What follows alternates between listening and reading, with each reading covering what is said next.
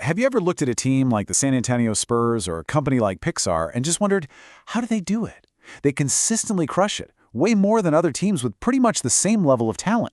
Well, that huge performance gap isn't an accident. It all comes down to something called the culture code. Okay, this is really the heart of it all. See, in a weak culture, our brains flip into what you could call scared guard dog mode. We're just trying to protect our own status and, not look stupid. But in a really strong culture, a switch gets flipped. Suddenly, we're not a lone guard dog, we're a wolf in a pack. And the only thing that matters is helping the team win and hunting down that goal together. So that's the million-dollar question, right? How do you get a group of people to flip that switch from me to we, from self-protection to team obsession? Well, it's not some kind of magic. It turns out there's a specific, totally learnable code that these amazing teams use to make it happen every single day. And that code, when you boil it all down, is basically one powerful three-part message. It's a message that these incredible teams are constantly sending and receiving in like 1,000 different tiny ways. So here they are, the three big signals that make up the entire code. First, you signal that everyone belongs. Second, you signal that it's safe to be vulnerable. And third, you signal that you all share a purpose. If you can get these three things right, you unlock some seriously incredible performance. So let's break down each one. All right, first up, skill number 1, build belonging. This is the absolute foundation. I mean, think about it. Before anyone can even think about doing their best work, they have to feel, deep down, that they're truly part of the group. So, how do you actually signal this?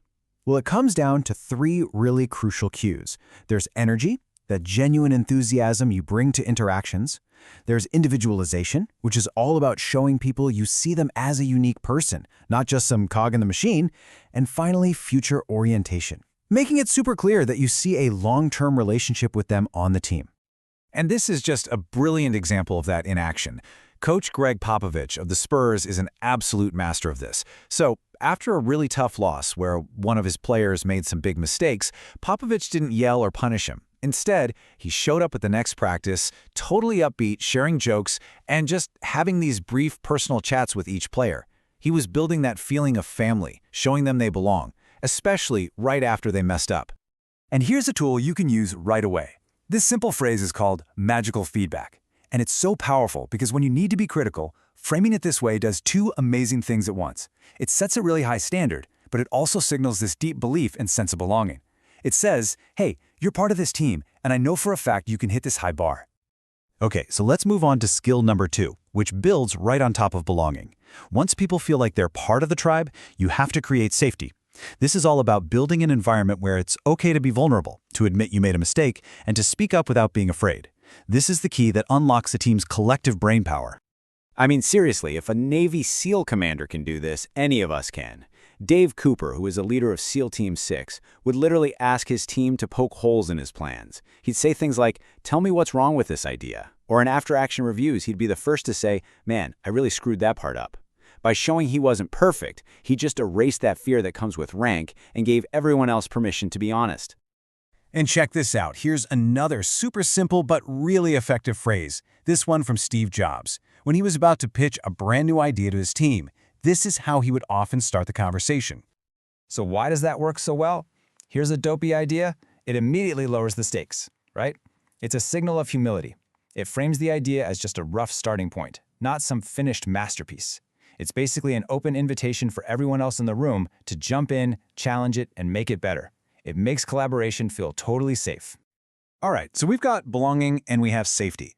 The final ingredient, the one that ties it all together, is skill number 3, share purpose. This is all about getting everyone aligned around a clear, compelling story about what you're all doing together and, most importantly, why it matters. The best teams do this with simple, sticky catchphrases. The Spurs have their Pound the Rock motto, which is just this constant reminder that if you keep chipping away, you'll eventually break through. At Shake Shack, they use phrases like athletic hospitality or turn up the home dial. See, these aren't just empty slogans. They're like little movies that play in your head, guiding your behavior and keeping that mission crystal clear in every single moment. So we've unpacked the 3 core skills. Now for the most important part. How do you actually put this code to work for your own team, like starting tomorrow? Here's the game plan. To build belonging, just focus on those small, personal, energetic interactions. To create safety, make vulnerability a habit. Constantly ask for feedback and be the first one to own your mistakes. And to share purpose, just repeat your mission way more than you think you need to, using simple, clear language. Let's end on this really powerful thought from the author, Daniel Coyle. Culture is not some mysterious thing that you either have or you don't. It's a living, breathing thing that's built through thousands of tiny actions and signals every day. It's not something you are, it's something you do. So the real question to leave you with is, what will you do tomorrow to help build your team's code?